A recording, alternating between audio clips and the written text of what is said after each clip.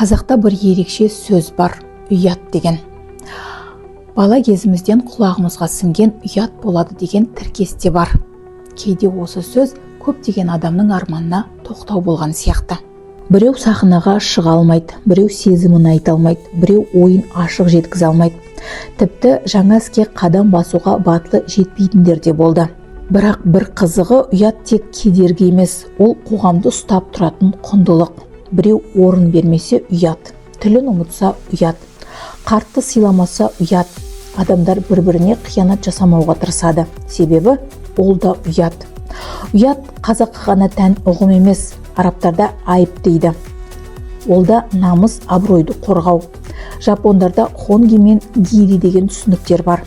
Қоғам алдындағы борыш пен ішкі жауапкершілік. Орыстарда совесть дейді. Ол да адамды тежейтін ішкі тиым.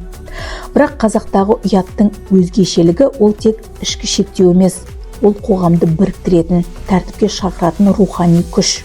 Ұят кейде тежейді, бірақ дәл сол қасиет бізді адам етіп ұстап тұр. Сонда ұят деген не өзі? Кедергі ме әлде қоғамның тірегі ме? Әркімнің жауабы әртүрлі болуы мүмкін.